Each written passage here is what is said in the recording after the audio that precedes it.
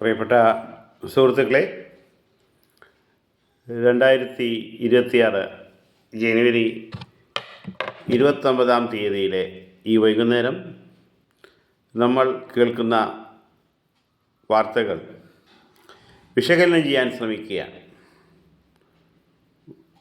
ഏറ്റവും പ്രധാനപ്പെട്ട ഒരു കാര്യമെന്ന് പറയുന്നത്, ഇന്നലെയും ഇന്നുമായി നമ്മൾ കേൾക്കുന്നത് കോൺഗ്രസ് നേതൃത്വവുമായി ശശി തരൂരിനുള്ള അഭിപ്രായ വ്യത്യാസങ്ങൾ ചർച്ച ചെയ്ത് പരിഹരിച്ചിരിക്കുന്നു. അഥവാ കോൺഗ്രസ് നേതൃത്വവുമായി സഹകരിച്ച് നീങ്ങാൻ ശശി തരൂർ തീരുമാനിച്ചിരിക്കുന്നു എന്ന് പറഞ്ഞാൽ അതിന് മറ്റൊരർത്ഥം ശശി തരൂരിനെ കൂടെ നിർത്താനുള്ള ഇടതുപക്ഷത്തിൻ്റെ ശ്രമങ്ങൾ പരാജയപ്പെട്ടിരിക്കുന്നു എന്നുകൂടിയാണ്. ഇന്ന് കേൾക്കുന്ന പ്രധാനപ്പെട്ട ഒരു വാർത്തയെ നമുക്ക് മറ്റു ചില വാർത്തകളുമായി ബന്ധിപ്പിച്ച് മനസ്സിലാക്കാൻ ശ്രമിക്കേണ്ടതുണ്ട്.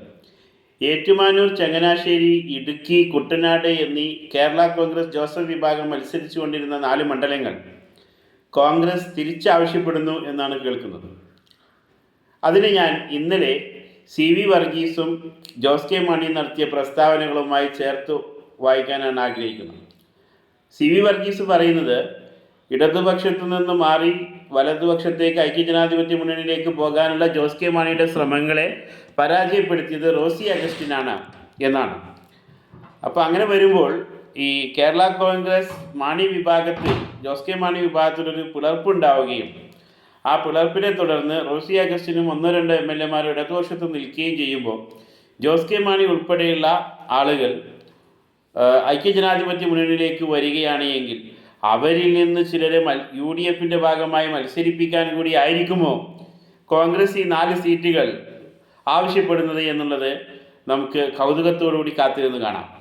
അതോടൊപ്പം തന്നെ നമ്മൾ മനസ്സിലാക്കേണ്ട പ്രധാനപ്പെട്ട 2 സംഭവങ്ങൾ, ഈ JB കോശി കമ്മീഷൻ റിപ്പോർട്ട് എന്ന് പറയുന്നത് ഇവിടുത്തെ ക്രൈസ്തവ ന്യൂനപക്ഷങ്ങൾക്ക് ലഭ്യമാകേണ്ട ആനുകൂല്യങ്ങളെക്കുറിച്ച് പഠിക്കുന്നതിനും മറ്റും ഇവിടെ നിയമിച്ച ഒരു കമ്മീഷനായിരുന്നു.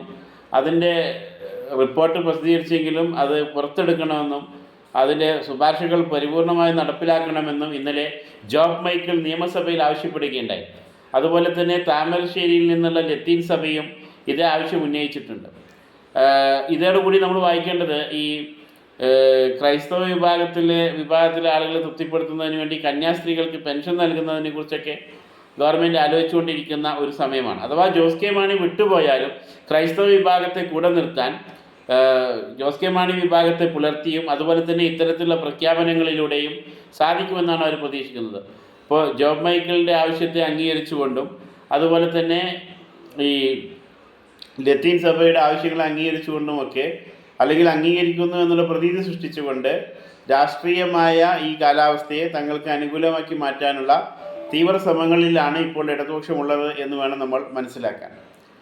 നമ്മൾ ഈ കാലയളവിൽ കഴിഞ്ഞ വർഷം രാഷ്ട്രീയ കേരളം ചർച്ച ചെയ്തുകൊണ്ടിരുന്ന കാര്യങ്ങൾ പരിശോധിച്ചാൽ നമുക്ക് മനസ്സിലാക്കാൻ കഴിയും. തീർച്ചയായും ഒരു തുടർഭരണം ഇവിടെ സാധ്യമാണ് എന്ന രീതിയിലാണ് അന്ന് ചർച്ചകൾ നടത്തിയിരുന്നത്.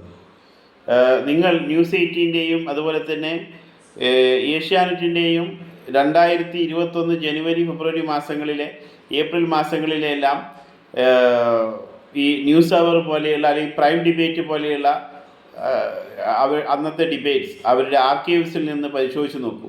അന്ന് വളരെ ആത്മവിശ്വാസത്തോടു കൂടിയാണ് ഇടതുപക്ഷം നീങ്ങിയിരുന്നത്. ആ ഒരു കാലഘട്ടത്തിൽ ഇന്ന് നെക്ക് ടു നെക്ക് ഫൈറ്റ് ഉണ്ട് എന്ന് നിലവിൽ ഇപ്പോൾ സാങ്കേതികമായി ഇടതുപക്ഷത്തോടൊപ്പം നിൽക്കുന്ന ജോസ് കെ മാണിയെ കൊണ്ട് പറയിപ്പിക്കുന്ന ഒരു തലത്തിലേക്ക് നമ്മുടെ തെരഞ്ഞെടുപ്പ് രംഗം നീങ്ങിയിരിക്കുന്നു എന്നുള്ളതാണ് ഈ മണിക്കൂറിൽ നമുക്ക് നൽകാൻ കഴിയുന്ന വാർത്ത. കൂടുതൽ വാർത്താ വിശകലനങ്ങളുമായി നമുക്ക് വീണ്ടും കാണാം. നന്ദി, നമസ്കാരം.